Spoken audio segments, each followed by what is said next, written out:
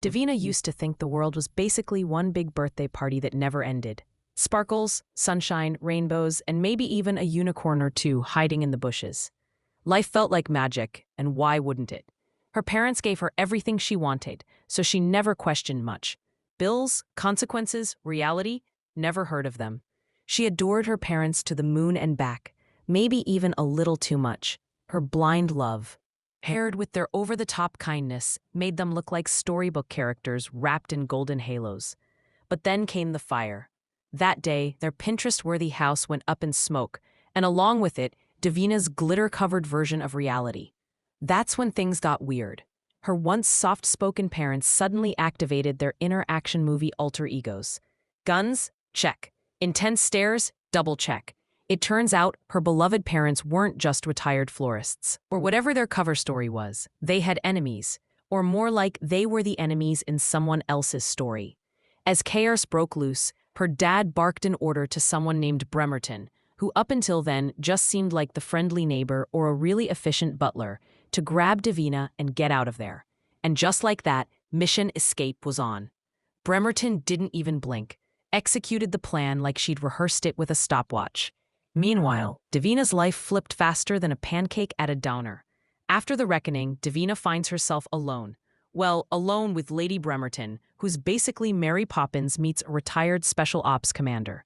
The young mistress is a mess, full-on waterworks and hiccups, mourning the parents she once saw as flawless superheroes. But Lady Bremerton, ever composed and terrifyingly efficient, doesn't let her spiral for long. With the gentleness of a drill sergeant at a tea party, she pulls Davina together and delivers a no-nonsense wake-up call.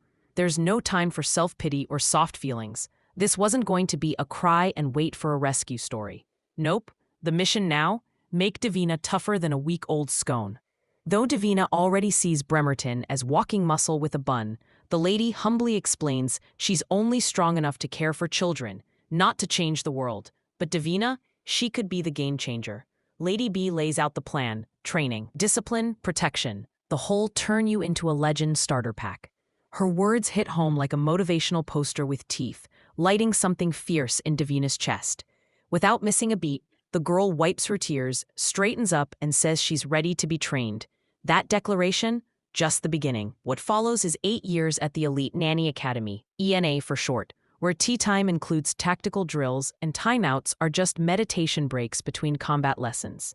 Davina's built like a fortress now, emotionally, physically, probably even spiritually. And at the very center of that fortress is none other than Lady Bremerton, who's gone from elite nanny to headmistress extraordinaire at the prestigious ENA. Today's a big one. Davina's finally getting her first assignment, and she's practically buzzing with excitement. Standing tall in her crisp uniform, she glances up at a grand portrait of Lady B, who somehow manages to look both regal and mildly disapproving at the same time. Davina adjusts her tie with a grin that says, "I got this." Meanwhile, just a few halls away, Lady Bremerton is deep in a meeting with a sharply dressed young man who's more mysterious than a locked diary. He's not there for small talk. He's looking for an agent. Bremerton, always ready to deliver quality, offers a top-tier candidate with glowing credentials and field experience to match. But the guy waves it off like yesterday's leftovers. What he wants is someone fresh, someone untouched by the chaos of past missions, basically an exclusive debut. Intrigued but not rattled, Lady B nods and counters with their latest lineup of graduates, all polished, prepped, and eager to prove themselves.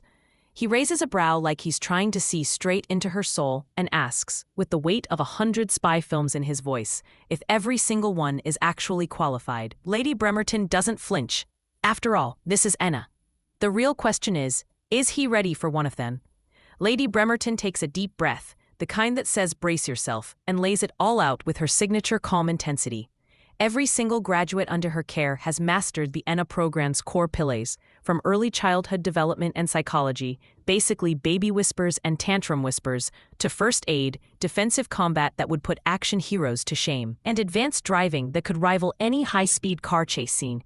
Oh, and let's not forget physical and cyber security, because yes, these young women can change diapers and hack into encrypted systems before you finish saying firewall. They're elite, durable, brilliant, and terrifyingly efficient. Why, Mr. Angelini, she asks, folding her hands like she already knows the answer. Are you suddenly in the market for an elite nanny. He pauses. The question lingers. Like a pebble dropped in still water. His eyes drift as his mind rewinds to 2 weeks earlier. He was at a bar, not for happy hour, but business. The bartender across from him was sweating bullets, clearly fumbling with excuses about missing documentation for recent transactions. Angelini, as usual, exuded enough menace to make a marble statue cry. But just as he was dialing up the intimidation, a soft, innocent voice cut through the tension like a paper airplane landing in a war zone. "1 chocolate milk, please." Both men turn.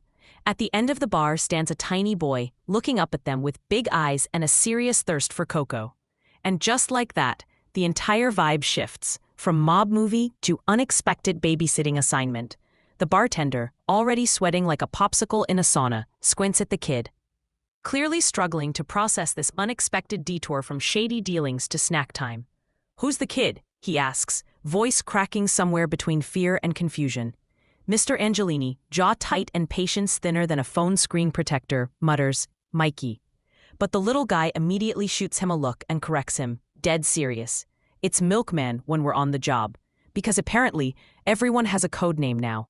The bartender's left blinking, trying to keep up with this pint-sized professional, while Angelini looks like he's rethinking every life choice that led him to this moment.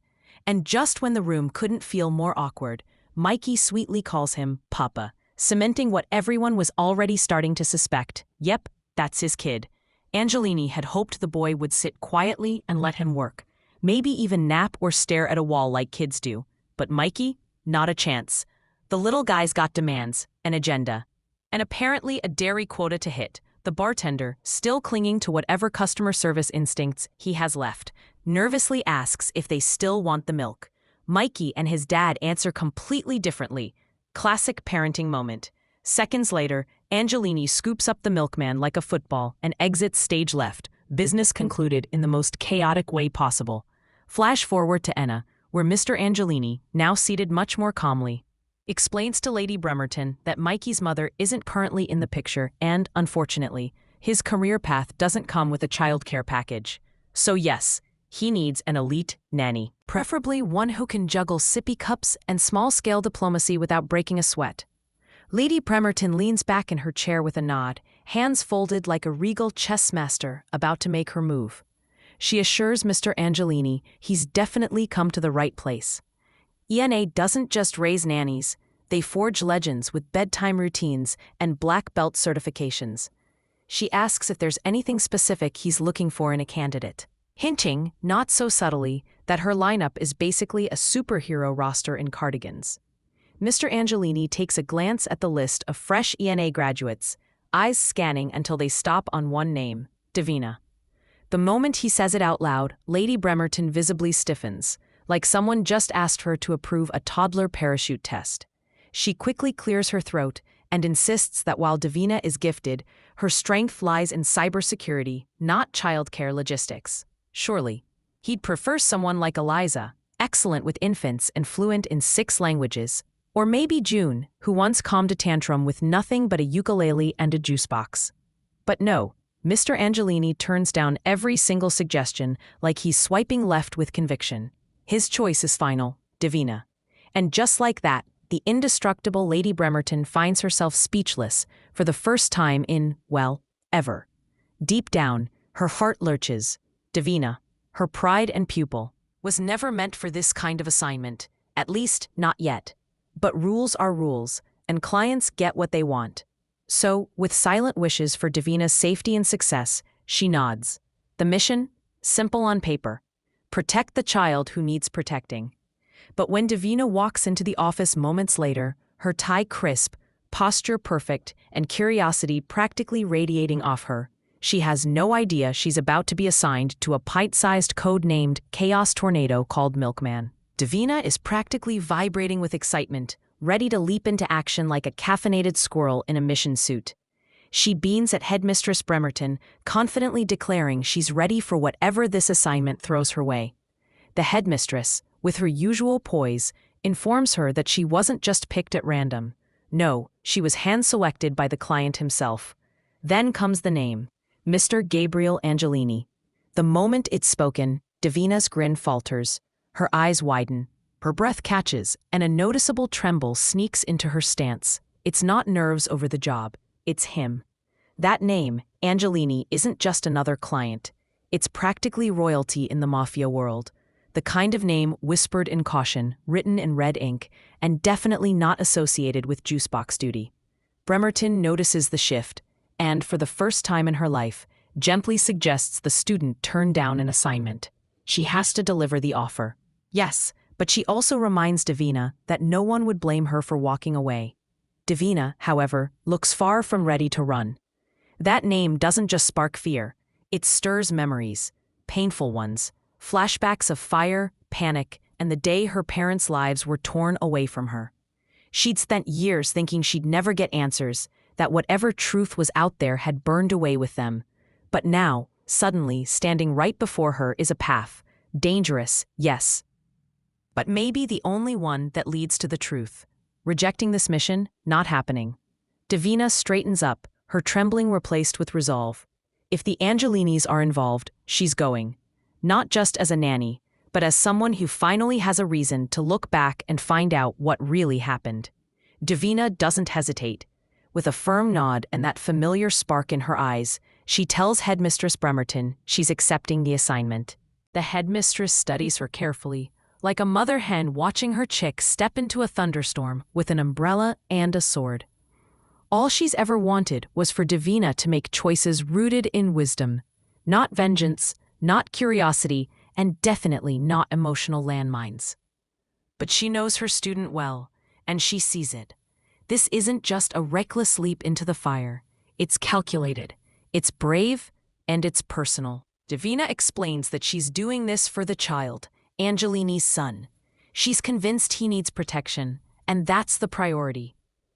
Everything else, the tangled threads of her past, the name that haunts her, the mystery that's never stopped gnawing at her, that's just the cherry on top of this high-stakes Sunday.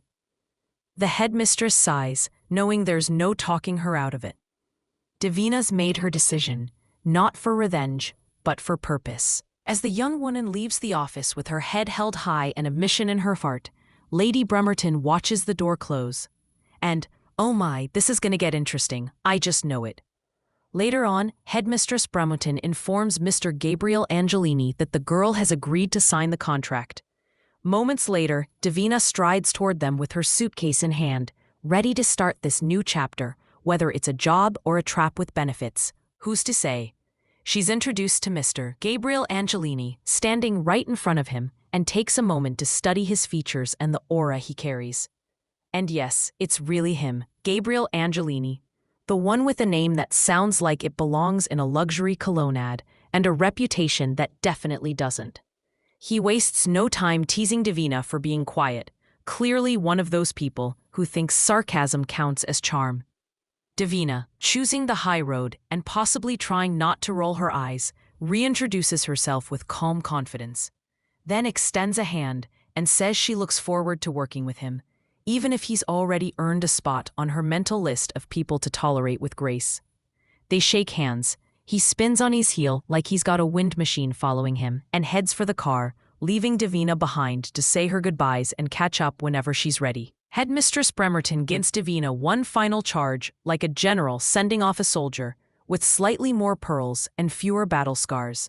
She reminds her of their core principles: uphold the Angelini's reputation, keep their secrets sealed tighter than a pickle jar, avoid laziness, sabotage, and above all, no romance. Davina nods like she's heard it all before in some secret agent orientation video, assuring the headmistress that everything's under control.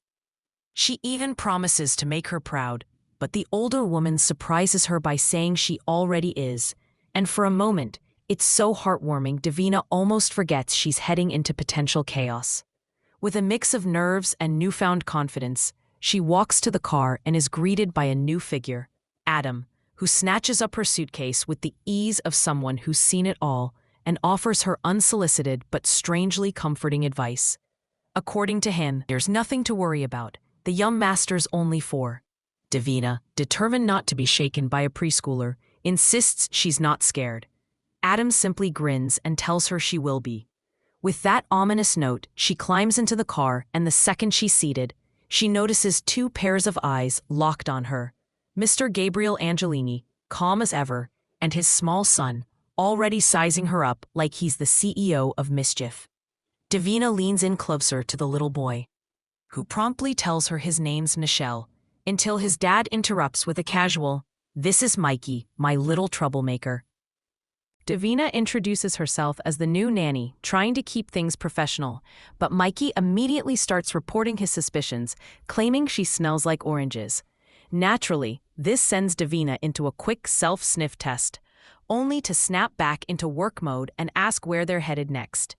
Mikey, impressively articulate for a 4-year-old, declares they're off to a big, ugly mansion in a city full of peasants. Mr. Angelini corrects him. Nope. They just moved from Venice to Lyon, France, which catches Davina off guard. Then, ever practical, he points out the car's Wi-Fi is available if she needs it. She checks it and notices it's unsecured. Before she can say hackers beware, the door clicks shut, and Mr. Angelini deadpans that they don't drive with doors unlocked, because safety first. Davina tries to argue that unlocked doors are actually safer in case of an accident, but he's having none of it. Game, set, locked. Though she's a bit hesitant, Davina eventually agrees, and Mikey, still stuck on his recent orange-scented discovery, leans closer to his dad and asks if he managed to get a whiff too, prompting only a quiet, amused smile from the old man. Davina, meanwhile, scans her surroundings with a raised brow, clearly baffled that Mr. Angelini, who talks about safety like it's a religion, has left his smart car's Wi-Fi wide open like it's a public restroom. Without missing a beat, she starts tapping away on her laptop with the kind of intensity usually reserved for final boss battles. Headmistress Bremerton did say her specialty was cybersecurity, and Davina's clearly not here to play Minesweeper. Curious, Mikey leans in and asks what she's doing, barely finishing the question when the privacy window between the driver's compartment and the back seat suddenly slides open. Adam, the driver, politely checks if the boss needs anything, but gets waved off like a mosquito. The timing's no coincidence. Davina clicks a few more keys and the window slides right back up like a well-trained turtle. Mikey, wide-eyed, whispers to his dad that she's sneaky, like CIA-level sneaky, and his dad doesn't disagree. Davina turns to the boss and casually suggests that if he's really serious about locking things up, he might want to slap a password on his Wi-Fi, unless, of course, he enjoys hosting neighborhood freeloaders. He chuckles and agrees, taking the jab in stride. The ride back is smooth, no sudden detours or cryptic pit stops, and they finally pull up to the Angelini annex, which looks impressive but oddly lacking in cameras or visible security. Davina makes a mental note. Either they've mastered stealth surveillance or someone's been slacking. As they exit the vehicle, Adam offers to accompany the boss and young master inside while he grabs Davina's bag, clearly playing the gentleman. Once inside, Mr. Angelini shows Davina to her room, and then, in classic boss fashion, drops the bomb. Mikey's going to be spending a lot more time with her from now on. No more tagging along on business trips. It's not up for debate, and Mikey can tell. His face drops like a phone with no case, feeling like he's just been kicked off the team. He protests, saying his dad needs him, and the boss says he does, just not in that way, not in a way that puts him in harm's way. The words sting worse than expected. Feeling betrayed and dismissed, Mikey bolts out of the building, leaving Davina and Mr. Angelini standing there in the tension he left behind. Mr. Gabriel Angelini sighs, admitting his boys had a rough time growing up without a mother, and Davina, reading between the lines, figures the two must have formed quite the bond over time. But the boss sees it differently. He thinks he's gotten too close, maybe let his guard down more than he should have. Curious, Davina asks the obvious. Does Mikey know what his dad actually does? Instead of answering, Mr. Angelini hits her with a question of his own, his eyes sharp. Her mind flashes through a highlight reel of dramatic headlines and breaking news segments, none of them flattering, and she simply shrugs, saying she reads the news. That ought to count for something. Without dragging things out, he drops the mask and spells it out. He's the underboss of the Angelini Mafia. The words land like a plot twist no one saw coming, and Davina's brain immediately does the math. If he's number 2, then who's the Don? But he doesn't leave room for speculation. explaining that he's got enemies lined up like it's rush hour, and every one of them would leap at the chance to get to Mikey. That's when the truth hits. Mikey's not just a kid with a cool last name. He's the heir to the Angelini empire, which is exactly why Davina, with her elite nanny resume and hacker-level skills, has been brought in. She assures him she's here to serve, no hesitation, all in. Satisfied, the boss turns to leave, but before he can exit the room in full dramatic fashion, Davina calls out to him. Clearly, she's not quite done. Davina, keeping things strictly professional, asks if there are any other duties he'll need her to handle. After all, she's not just some babysitter off the street. But Mr. Angelini makes it crystal clear. Her one and only job is Mikey. That's it. No errands, no side quests, no baking cookies for the mob. Just keep the kids safe. Davina nods, trying to convince herself she's cool with this laser-focused assignment. But there's no doubt about it, his only concern is Mikey's safety. With the gravity of the situation setting in, he steps closer and firmly reminds her that she's not to let Mikey out of her sight, which is his subtle but definitely serious way of saying she should probably be with the kid right now. Like a well-oiled machine, she springs into action, heading off to find the pint-sized runaway. But the moment she steps outside, her heart drops, she hears Mikey's voice screaming, and before she can even blink, she spots a van peeling away with him shoved in the back like some overdramatic crime thriller come to life. She's frozen, stunned, her mind racing. A kidnapping, on day one. Not exactly the first impression she was hoping to make. If Mr. Gabriel Angelini finds out she lost his kid in record time, she might not live to clock in for a second shift. And now, staring at the empty road, the only question in her head is, what on earth is she supposed to do now? Davina bolts after the speeding truck, only to skid to a halt when it vanishes down the road. It's a lost cause, and she knows it. Just as she's catching her breath, Mr. Gabriel Angelini materializes beside her like an angry ghost in designer shoes, demanding an update.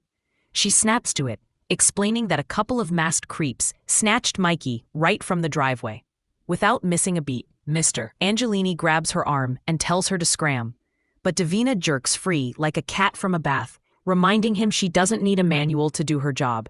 She holds out her hand, demanding his car keys like a fast food drive-thru worker who's had enough.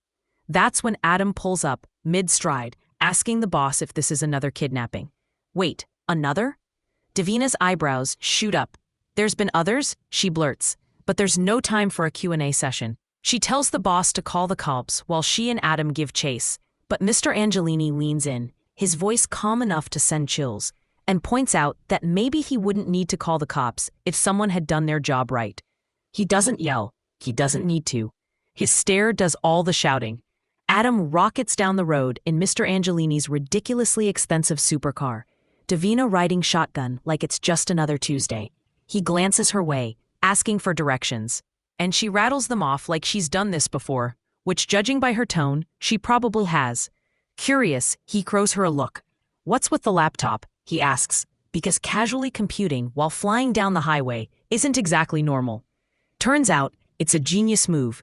Davina caught the kidnapper's license plate and is already tracking it. A ping comes in. The vehicle was spotted nearby. Adam raises an eyebrow, impressed, but barely finishes his "that sounds sus" comment before Davina agrees. It could be a trap. Classic optimism. She fires off more directions, fingers flying over the keyboard, then casually starts hacking into the closest cell towers like she's checking her email. Within moments, she's got a read. 3 active phones inside the building they're approaching. Just minutes later, they circle the suspected location, parking quietly around the back. Davina, cool as ever, tells Adam to swing around front and keep the engine running. It's not her first rodeo, and judging by how smooth this operation's going, it definitely won't be her last. The elite nanny gives the area a quick once-over, clocking a bulky security guard stationed out front like he's auditioning for a bodyguard calendar. Unbothered, she strides straight up to him and gives a polite yet threatening heads-up, basically the nicest way anyone's ever said, "You're about to hit the ground." Sure enough, seconds later, the big guy's out cold, like he just took a nap mid-shift. Without missing a beat, Davina slips inside the building, silent and focused, weaving through the halls like she's done this exact break-in before lunch. She snatches up a metal tray, likely not for serving hors d'oeuvres, and creeps ahead, ready for anything. She reaches a door, swings it open, and the scene inside stops her for a second. Mikey, tied up in what could easily double as a low-budget strip club, flanked by two very unfriendly faces, a man and a woman, both armed with bad attitudes. The second they spot Davina, they spring into action, assuming she's the warm-up act. Joke's on them. She ducks, blocks, and counters like she's got a black belt in improv combat. It's 2 against 1, fists flying, but Davina's more than holding her own, graceful, brutal, and making it all look like choreography. If anyone's keeping score, it's safe to say the nanny's winning. After a whirlwind of fists and footwork, the gun clatters to the floor and Davina wastes no time. She grabs Mikey, throws open the door, and they tumble onto the road. No pause, no panic. She picks him up in her arms and bolts like a woman possessed. As they run, she keeps whispering reassurances to Mikey, promising safety with every breath. They're just meters from the estate when she spots the boss's car parked in the driveway, like it's all going according to plan. At the front entrance, there he is, Mr. Angelini, standing coolly with none other than Adam, who somehow beat them there. Mikey, spotted his father, wriggles out of Davina's arms and sprints toward him without hesitation. And just like that, Davina's left standing, panting, with 1,000 questions and absolutely zero trust left to give. The moment Mikey reaches his father, Mr. Gabriel Angelini gets a small nod, his version of applause, and tells Davina she passed the test. According to him, she did a good job, though his version of praise sounds suspiciously like a performance review. Davina, still catching her breath and running on pure adrenaline, shoots a death glare at Adam, who just shrugs like this was all part of his casual Tuesday. Just following orders, he says, all smug and unbothered. But before Davina can verbally launch him into the sun, the boss cuts in, noting that Adam didn't exactly nail the assignment. Not so subtle shade, delivered with class. Davina, still very much on the warpath, reminds them all that the only reason she got out of that car alive was because someone forgot to lock the door. Something she suggests they keep in mind if they ever try this stunt again. Mikey tugs at his dad's sleeve, and once he's got the man's full attention, confidently declares that he truly believes Davina is the real deal. That's the moment everything clicks. Her jaw drops. "Wait, you were in on this too?" she blurts, eyes wide as betrayal hits her like a speeding truck. She turns on Mr. Angelini, voice rising as she calls him out for doubting her skills after everything she's done. He stays calm, because of course he does, and explains that it was never about her training. He's seen the files, he knows her resume. What he needed to know was whether she could be bought or scared off. Turns out she can't, and now they all know it. Mr. Gabriel Angelini doesn't mess around. He took extreme measures to test Davina because he's certain people will try to undermine or buy her off. It's happened before, and he's not about to let it happen again. But Davina stands firm, eyes steady as she asks for one thing: trust. Trust her to do her job and protect his son. His response? Straightforward as a hammer. He trusts absolutely no one, not a soul, not a thing. Curious, she presses for why he's built that way. And he doesn't dodge. He lays it out bluntly. His wife didn't just disappear, as the reports say. She was murdered. No question about it. That truth hangs heavy, like a shadow over everything. Mr. Angelini's had a brutal, unforgiving life, and suddenly you can't help but wonder what it's like for young Mikey growing up in that storm. Tough doesn't even begin to cover it. Mr. Gabriel Angelini doesn't hide the unfortunate truth about his wife's passing. Though the moment it's brought up, Mikey flinches like someone just threatened to take away his dessert.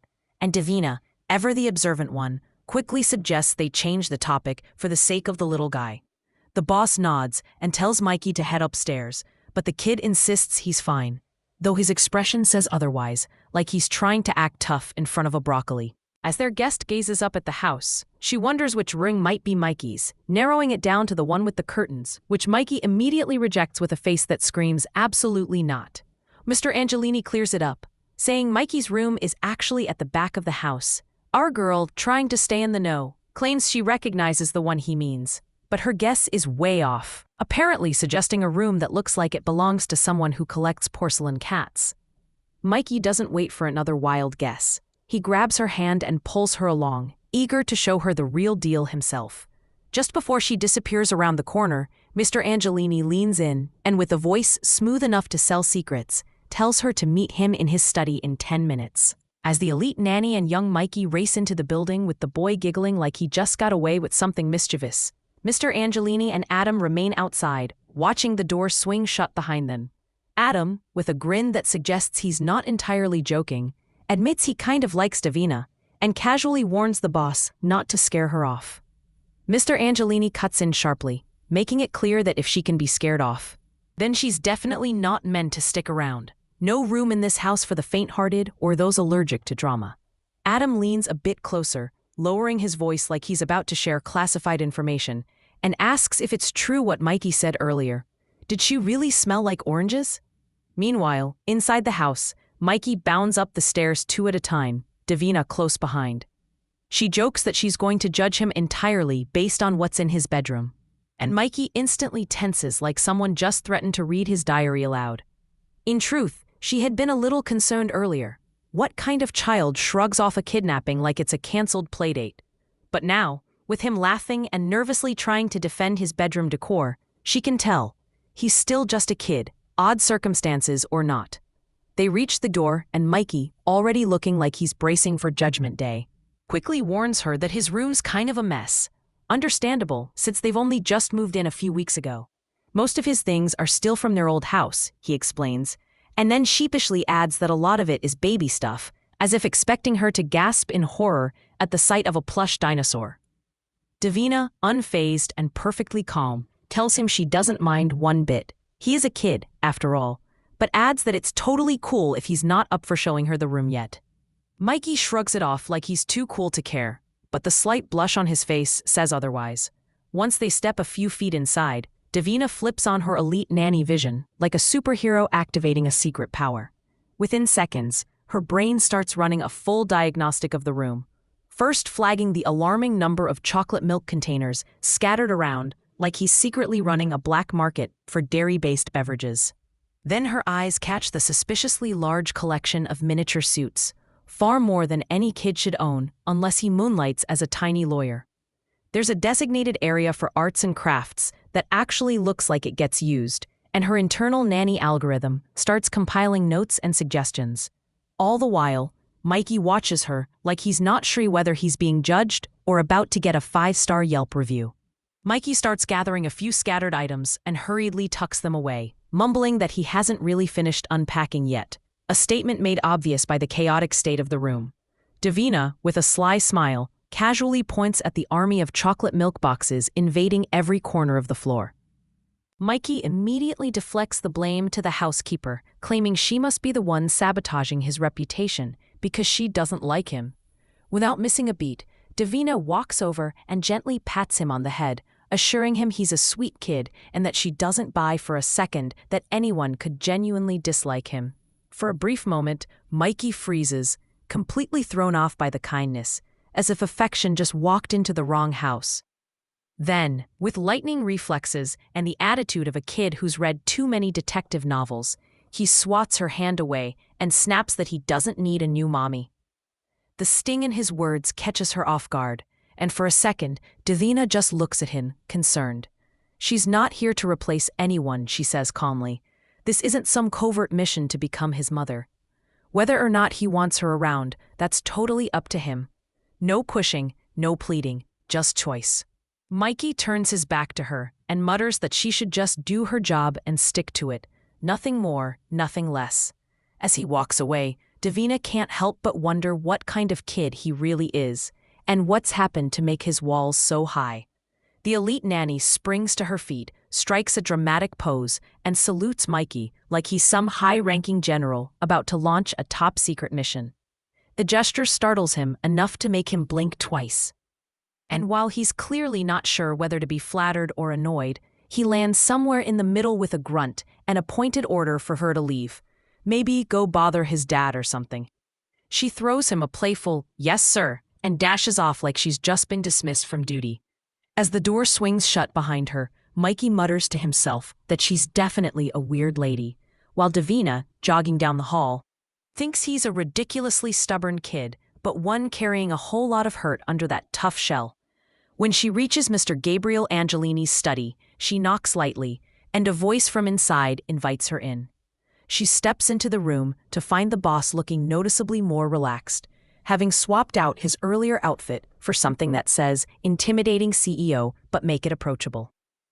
She gives a quick update on Mikey's whereabouts, to which Mr. Angelini responds that it's perfectly fine for her to step away from the boy every now and then, as long as he's safely in the house. Then, almost casually, he admits he may have been a bit extra earlier, though he shrugs it off like it's no big deal. Davina, ever professional, assures him she's here to do her job and intends to give it everything she's got. After all, elite nannies don't mess around. Davina's locked in on a new mission now, one far bigger than just keeping a kid entertained and out of trouble. She confirms with Mr. Angelini that the same people responsible for his wife's murder are now threats to Mikey too. The boss doesn't sugarcoat it.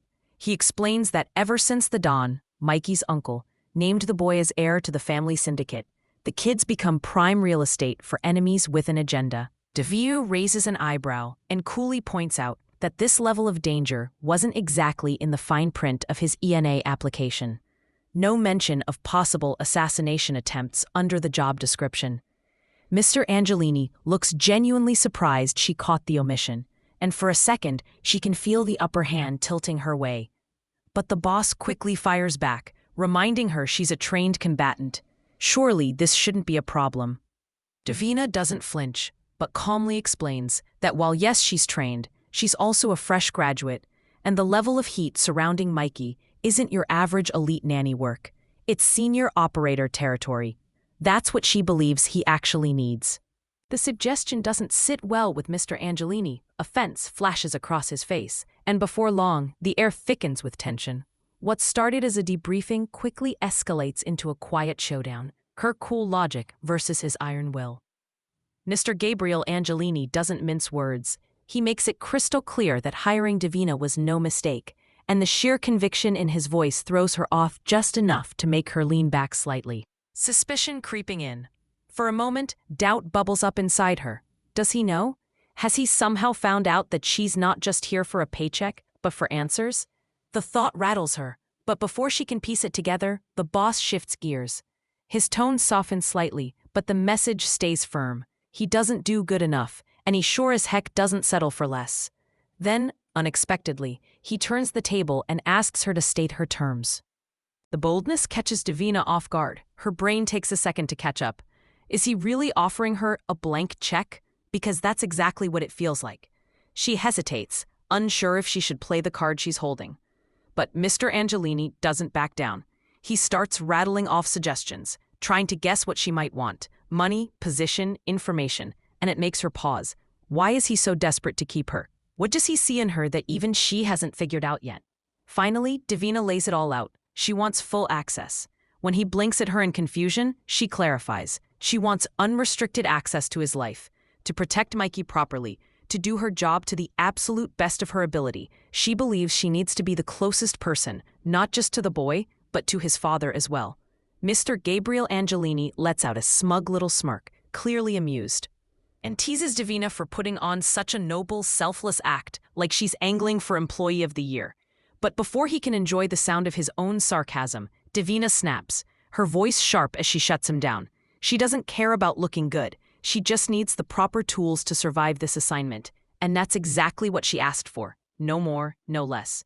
The boss, still unfazed, casually mentions there are certain things that will remain off-limits. Davina, with a face that says, who, me, insists she's not particularly interested in his business, a statement so false it might file its own tax return, and promises she won't snoop through anything she doesn't absolutely need to see, an even bigger lie with extra glitter on top.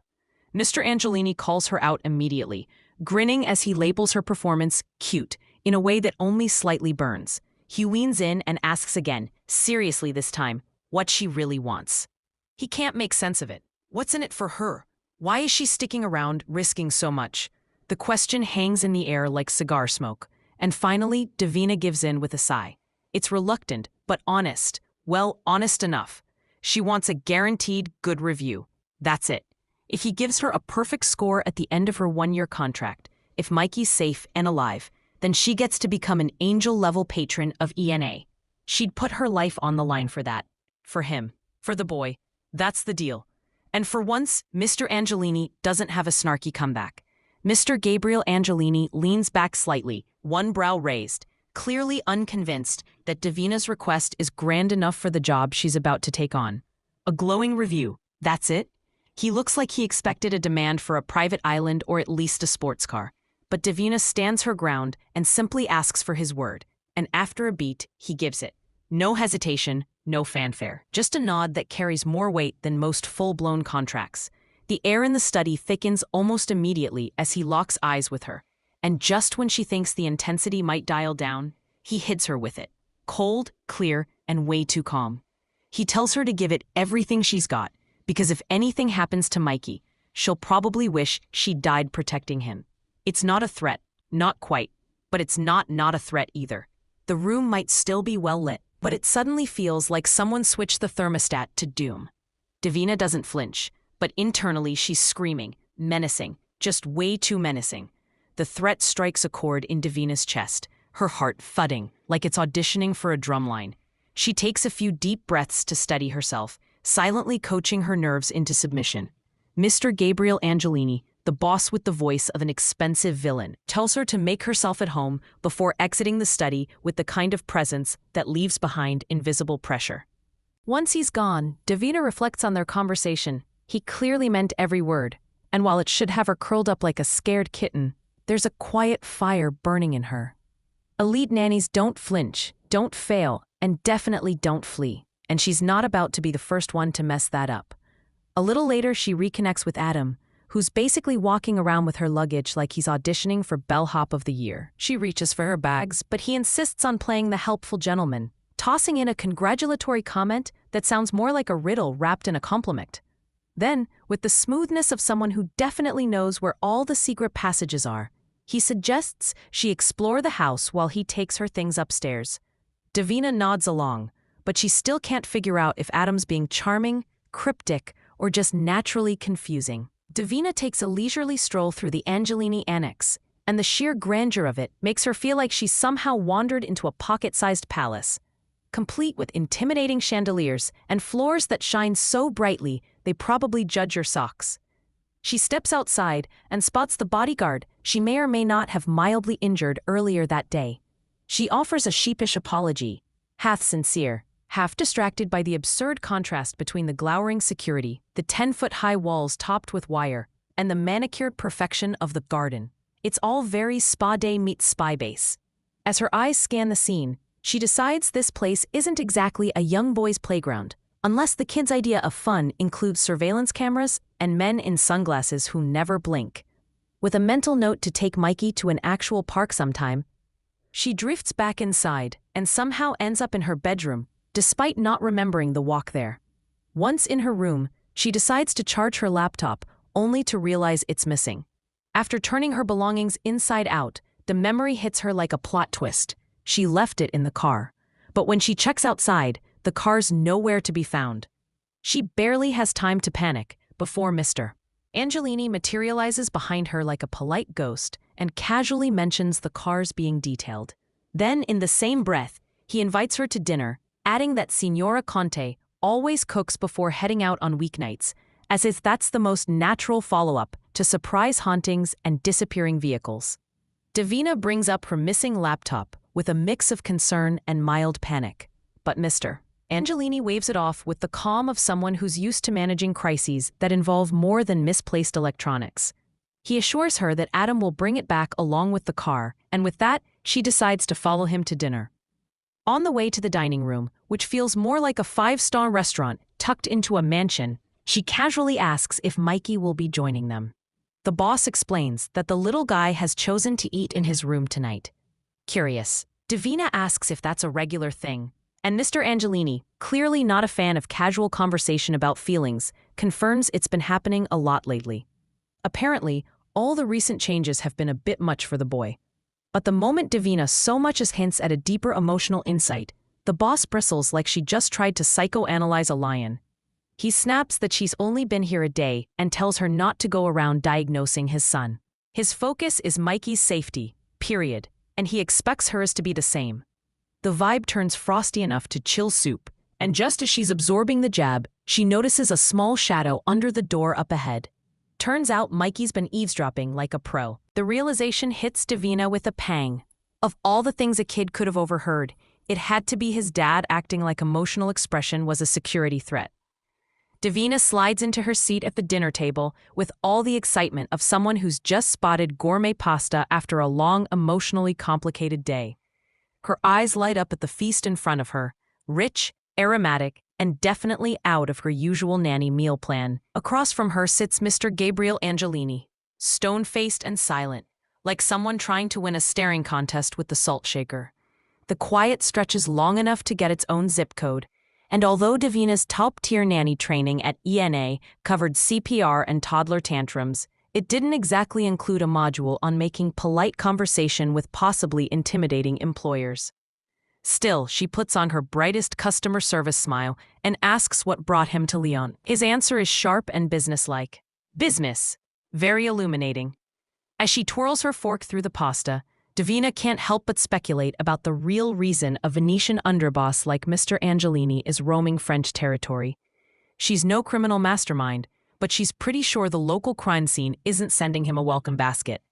Half joking, she suggests he must be a big deal around here, and to no one's surprise, he takes the compliment like a crown. Barely hiding the smirk, she finds it a bit ironic, maybe even selfish, that someone so wrapped up in power trips isn't thinking more about Mikey.